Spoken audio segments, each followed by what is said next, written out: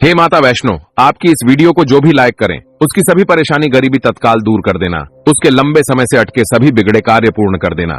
जय माता दी। दोस्तों, नवरात्रि के किसी भी दिन तुलसी में चढ़ा देना, ये एक चीज दूर हो जाएगा। आपका दुर्भाग्य और नहीं रहेंगी, आपके जीवन में धन की कोई भी कमी। राधे राधे दोस्तों, जैसा कि आप सभी जानते हैं, नवरात्रि के बहुत ही पावन से दिन चल रहे हैं और ऐसे में यदि आप लक्ष्मी जी का स्वरूप मानने वाली तुलसी मैया के अंदर ये एक चीज चढ़ा देते हैं तो बड़ी से बड़ी मनोकामना भी आपकी पूरी हो जाती है। अगर आप ये वाला उपाय कर लेते हैं नवरात्रि के किसी भी एक दिन। दोस्तों, आपको बता दें कि तुलसी मैया को देवी लक्ष्मी जी का स्वरूप माना जाता है और अगर आपके जीवन में धन से जुड़ी कोई भी समस्या चल रही है तो आपको नवरात्रि के दिनों में तुलसी में ये एक चीज जरूर डालनी है और सिर्फ एक बार डालनी है। आपकी बड़ी से बड़ी मनोकामना पूरी हो जाएगी। कभी भी आपको पूरे जीवन में धन से जुड़ी समस्याएं परेशान नहीं करेंगी। आपको बता दें कि तुलसी मैया जो है वो लक्ष्मी जी का स्वरूप तो मानी ही जाती है। श्री हरि कृष्ण को और विष्णु भगवान को, दोनों को ही ना तुलसी मैया बहुत ही ज्यादा प्रिय है और जब भी हम विष्णु भगवान का भोग लगाते हैं, श्री कृष्ण को भोग लगाते हैं तो तुलसी दल जरूर डालते हैं, क्योंकि बिना तुलसी दल के कभी भी श्री हरि विष्णु भोग स्वीकार नहीं करते हैं। और यही कारण है कि तुलसी का एक पत्ता चाहे हम डालें लेकिन उनके भोग में जरूर डालते हैं। आपके घर में भी अगर तुलसी का पौधा होगा तो आप ये बात जरूर जानते होंगे। आप देखिए, जब श्री हरि विष्णु को तुलसी का पौधा इतना प्रिय है, सबसे ज्यादा प्रिय है, ऐसे में धन की देवी माता लक्ष्मी आप पर प्रसन्न जरूर होंगी। अगर आप तुलसी के पौधे में नवरात्रि के दिनों में ये एक चीज डाल देते हैं, क्योंकि श्री हरि विष्णु जहां पर होते हैं, जिस व्यक्ति से प्रसन्न होते हैं, मां लक्ष्मी तो उस व्यक्ति से स्वयं ही प्रसन्न हो जाती है और मां लक्ष्मी धन की देवी उसी जगह पर वास करती है जहां श्री हरि विष्णु होते हैं। तो तुलसी के पौधे में आपको वो कौन सी चीज चढ़ानी है ये हम आपको बताएंगे, लेकिन उससे पहले दोस्तों आपको बहुत ही महत्वपूर्ण उपाय बता देते हैं, जो कि है सबसे पहला उपाय। दोस्तों, खास करके ये जो पहला वाला उपाय है ये उन लोगों के लिए करना है जिनके जीवन में धन को लेकर बहुत ज्यादा परेशानियां आती हैं, जो बहुत ज्यादा परेशान हो चुके हैं इस चीज को लेकर के कि कैसे उनका धन उनके पास आए और वो धन आए तो रुके भी, क्योंकि धन कभी कभी इंसान के पास आता तो है लेकिन ज्यादातर लोगों की यही समस्या होती है कि उनका वो धन उनके पास रुकता नहीं है। किसी ना किसी कारणवश कुछ ना कुछ ऐसा हो जाता है कि उनका वो पैसा उनके हाथ से बहुत तेजी के साथ निकलता चला जाता है। दोस्तों, नवरात्रि के ये जो दिन चल रहे हैं ना, ये बहुत ही पावन दिन है और आप सभी जानते हैं कि तुलसी जी जो होती है, तुलसी जी का जो पौधा होता है ना, वो कोई साधारण पौधा नहीं होता है। अगर आप तुलसी के पौधे को सही दिशा में सही जगह पर लगा लेते हैं और तुलसी से जुड़े कुछ नियमों को यदि आप सही तरीके से जान करके फॉलो कर लेते हैं ना, तो कभी भी आपको धन से जुड़ी समस्याओं का सामना करना ही नहीं पड़ता है। क्योंकि बहुत सारे लोग तुलसी का पौधा तो घर में लेकर आते हैं, उसे लगाते भी हैं, लेकिन बहुत सारी गलतियां भी उसके साथ कर देते हैं, जिससे कि उनके जीवन के जो कष्ट होते हैं ना, वो कम नहीं हो पाते हैं। लेकिन दोस्तों, आपको बता दें कि आज की वीडियो में हम आपको ये भी बताएंगे कि आपको कौन सी दिशा में तुलसी का पौधा लगाना है, कौन कौन से नियम हैं जिनको आपको जानना जरूरी है।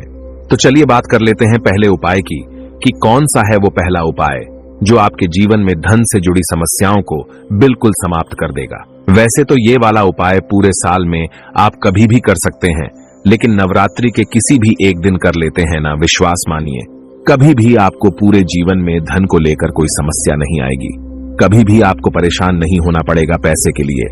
तो करना क्या है, आपको देखिए तुलसी का पौधा आपके घर में होगा ही, और अगर नहीं भी है ना, सबसे पहले आपको एक तुलसी का पौधा लेकर के आना है और अपने घर की उत्तर दिशा में आपको उसे लगाना है, और अगर है तो कोई बात नहीं है, ठीक है ना।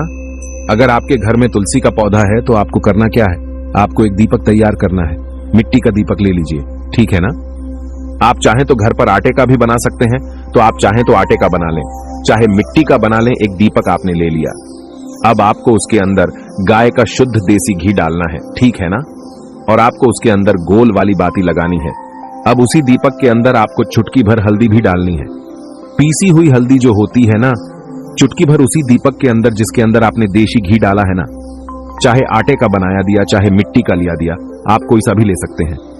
चुटकी भर हल्दी डाल करके ना आपको शाम के समय में 6 से 7 बजे के बीच वो दीपक तुलसी जी के पौधे के पास जलाना है। अब जलाना कैसे है ये भी समझ लीजिए। कुछ लोग क्या करते हैं कि तुलसी के पौधे के पास दीपक तो जलाते हैं, लेकिन उस दीपक को डायरेक्टली या तो जमीन पर रख देते हैं या गमला, अगर बड़ा है तो उसके पास रख देते हैं, या मान लो पत्थर का है, तुलसी जी का पौधा जो गमला है वो पत्थर का है तो उसके पास रख देंगे। ऐसा आपको बिल्कुल भी नहीं करना है। जब भी आप तुलसी जी के पौधे के पास दीपक जलाए ना, आपको उस दीपक के नीचे थोड़े से अक्षत यानी कि चावल होते हैं ना, बिना टूटे हुए, उसे ही हम अक्षत बोलते हैं, तो आपको वो थोड़े से चावल उस दीपक के नीचे रखने हैं। आप चाहे तो फूल अगर आपके पास है ना, फूल की पंखुड़ियां भी उस दीपक के नीचे रख सकते हैं, ठीक है ना। और ये दीपक कब जलाना है? 6 से 7 के बीच अगर आप जला लेते हैं ना, आप देखेंगे कि आपके पूरे जीवन में कभी भी आपको धन से जुड़ी समस्याओं का सामना करना ही नहीं पड़ेगा। क्योंकि हमने आपको बताया ना दीपक, तो लोग बहुत सारे लोग जलाते हैं, लेकिन ये चीज बहुत सारे लोग नहीं जानते हैं। अगर आप डायरेक्टली जमीन पर रख करके दीपक को जला रहे हैं ना, तो इससे आपके जीवन में कष्ट घटने की बजाय बढ़ सकते हैं। तो आपको यह गलती बिल्कुल भी नहीं करनी है। अगर आपके पास कोई छोटी सी तांबे वगैरह की प्लेट हो ना, तो आप उसमें भी रख करके दीपक को जलाए। तो दोस्तों, वैसे तो आपको जब भी आप दीपक जलाते हैं ना, अपने घर में प्रतिदिन तुलसी के पौधे के पास अगर आप दीपक जलाते हैं तो इसी तरह से जलाए, चुटकी भर हल्दी डाल करके और अक्षत दीपक के नीचे रख करके, क्योंकि हल्दी जो होती है ना, श्री हरि विष्णु को बहुत ही ज्यादा प्रिय होती है, और तुलसी जी जो होती है वो श्री हरि विष्णु को बहुत प्रिय होती है। ऐसे में यदि आप तुलसी के पौधे के नीचे एक घी का दीपक प्रतिदिन जलाते हैं ना, शाम के समय में तो ये बहुत ही उत्तम होता है। और नवरात्रि के जो दिन होते हैं ना, आप सभी जानते हैं कि नौ माता रानी इन दिनों में हमारे घरों में आती है, और इसी के साथ धन की देवी माता लक्ष्मी भी हमारे घर में आती है। तो हमें उनके स्वागत के लिए भी बहुत अच्छे से तैयारियां करनी चाहिए, और धन की देवी माता लक्ष्मी को प्रसन्न करने के लिए श्री हरि विष्णु को भी जरूर प्रसन्न करना चाहिए। क्योंकि बहुत सारे लोग क्या करते हैं, लक्ष्मी जी का पूजन तो करते हैं, लेकिन श्री हरि विष्णु का पूजन नहीं करते हैं। आपको बता दें कि धन की देवी माता लक्ष्मी वहां वास करती हैं जहां श्री हरि विष्णु होते हैं। इसीलिए आप इस तरह से एक दीपक नवरात्रि के दिनों में जलाकर देख ले। आप देखेंगे कि जैसे ही आप ये उपाय करेंगे ना, आपके जीवन में धन से जुड़ी समस्याएं बहुत तेजी के साथ दूर होती चली जाएंगी।